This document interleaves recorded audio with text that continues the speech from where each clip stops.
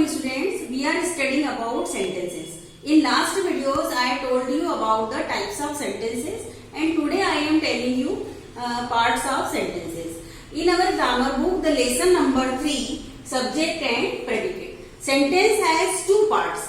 One is subject and other is predicate. What is subject? You know very well, but I am telling you the name of person, place, thing that we about in the sentence is our subject. Okay? जो भी sentence में हमारा person है, place है, animals के बारे में अगर बात हो रही है, तो वो जो animal, person, place वो सब क्या है? Subject है. And what is said about the sentence in our sentence? It is our predicate. Okay? This is the example. Wild animals live in the jungle. Okay? So wild animals is our subject. This is our subject. Clear? And what is saying about this? इसके बारे में क्या बात हो रही है? Lives in the jungle. This is our predicate. Clear? Next example, an aeroplane flies high in the air. An aeroplane is our subject. Flies high in the air is our predicate.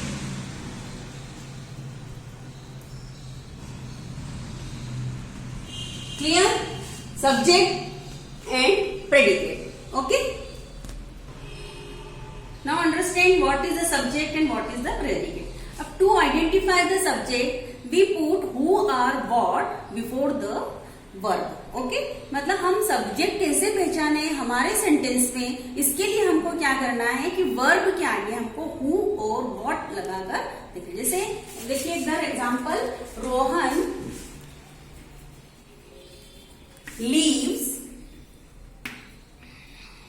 in a town. This is our sentence. Rohan is our subject, but हमने इसको पहचाना कि तो who लगा देंगे यहाँ पर तो हमको पता चलेगा who lives in a town. तो Rohan lives in a town.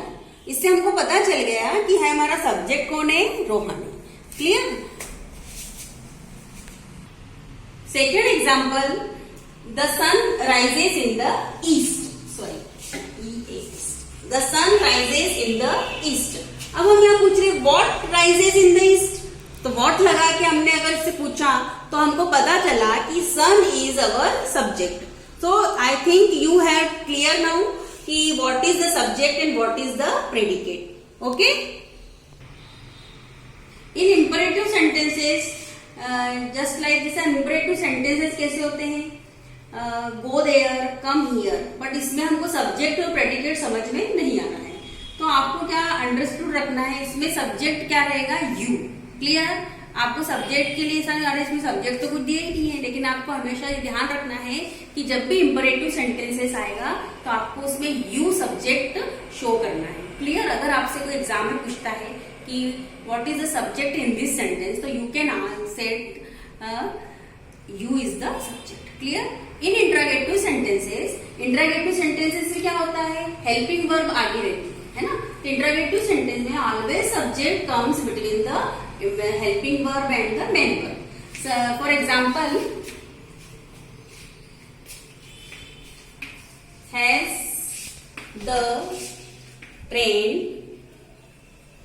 Arrived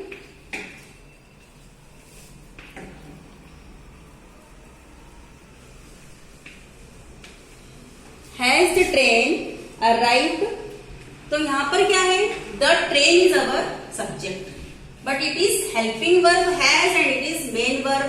Okay? तो between में आएगा मतलब बीच में आएगा interrogative sentences में. Clear? Okay.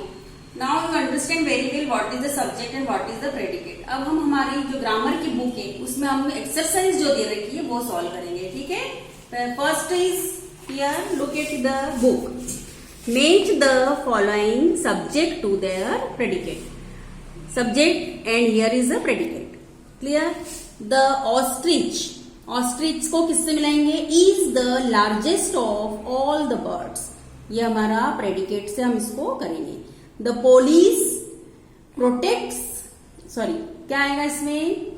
यहाँ protects our lives and property. Mount Everest is the highest mountain in the world.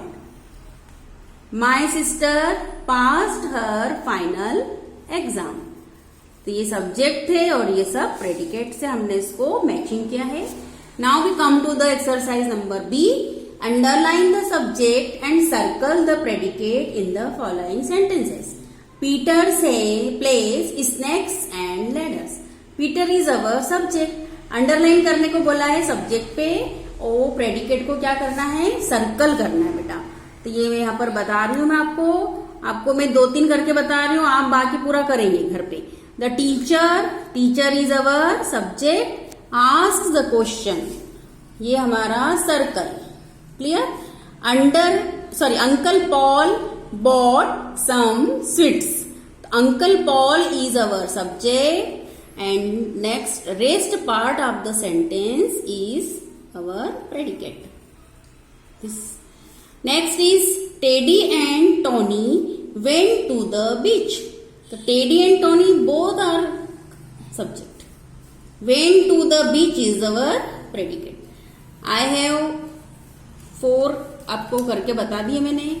अब आप क्या करेंगे? 4 आपके लिए होमवर्क है, ये आपको खुद करना है। क्लियर? अब नेक्स्ट एक्सरसाइज देखो, सी एक्सरसाइज।